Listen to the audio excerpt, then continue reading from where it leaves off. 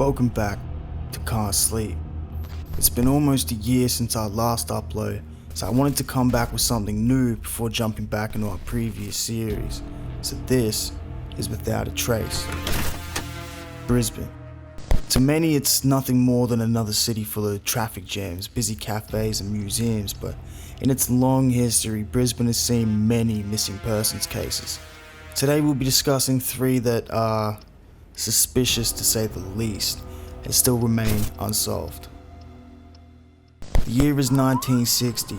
Simone Vogel was one of the most trusted employees of Sydney's King of Vices, Joe Borg.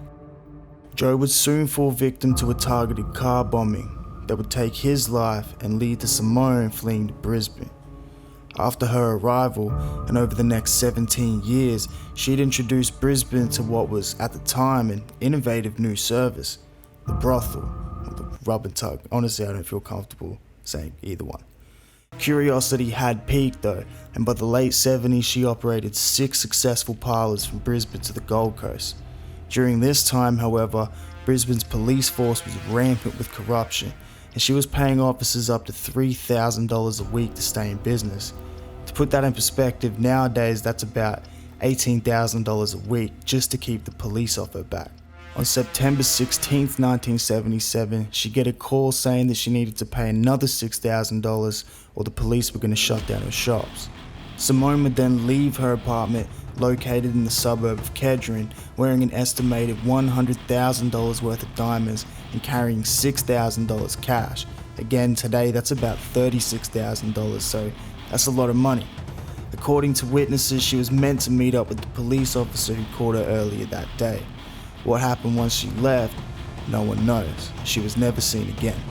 Her Mercedes, however, that she'd only purchased 11 days prior to this phone call, was found abandoned at Sydney Airport, leaving some to speculate that she just cashed out and left instead of paying the police. Her brother, though, who had started working as a constable in Canberra, would learn of her disappearance and begin to use police resources to investigate the case himself. He would later claim that he received a call from a Queensland superintendent warning him to stop looking into it, and that if he ever stepped foot in Queensland, he would be killed too. Retired Detective Keith Smith was then assigned to investigate her disappearance a few years later, but after filing an official report stating that he believed the police were involved in her disappearance, he was then called into the superintendent's office and was dropped from the investigation just days after that meeting. Her case has remained unsolved for nearly 45 years, with recent inquests into her disappearance leading to nothing. Was it all a police cover-up? Business meeting gone wrong? At this point, it's anyone's guess. In May 1969, English tourist William Albert Day would travel across the north of Australia, arriving in Sydney in June 1970, where he'd form a friendship with a man named Peter Brown, who we now know is actually Peter Macari, an English immigrant who got into Australia using a fake passport. They lived together in Bondi, and William was a diligent correspondent, so in July 1970 he wrote to his mother telling her that him and Peter were driving to Queensland in Peter's van. He said he'd write once he arrived there, but the letter never came. Peter returned to Bondi, and William didn't. May 26, 1971, only a year after meeting William, Peter would call the Qantas headquarters in Sydney and claim there was a bomb on board the Hong Kong flight QFZ55 that had just left Sydney with 133 people on board. The bomb would detonate when the plane descended below 6,500 meters.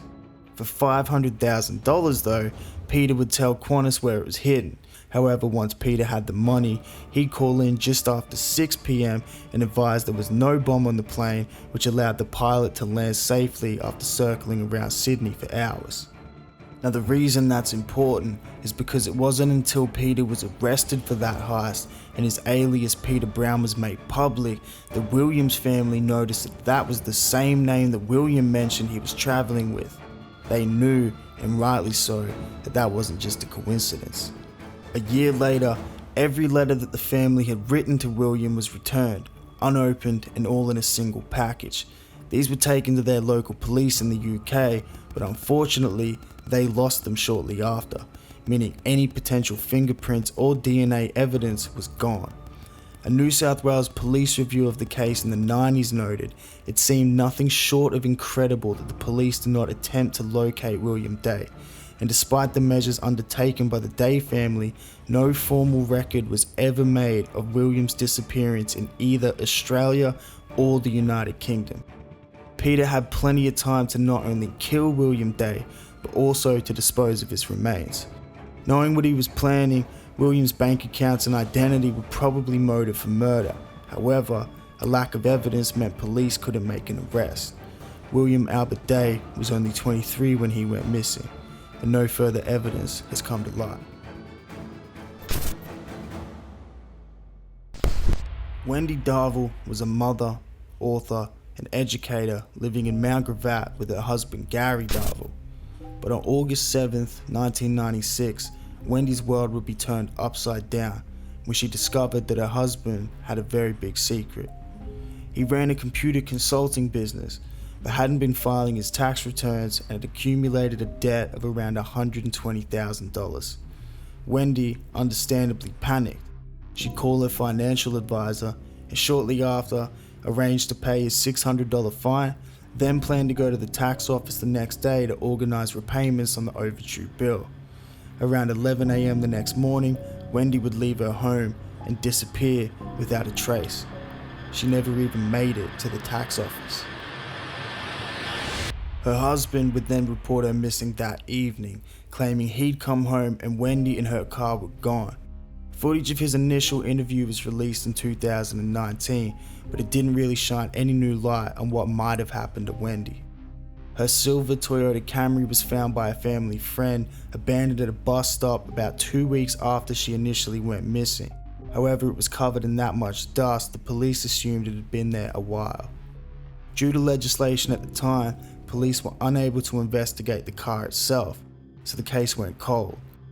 Until 7 years later, in 2003, Gary was found disheveled and confused, wandering around the Seven Hills Bushland Reserve, only 3 days after the anniversary of Wendy's disappearance.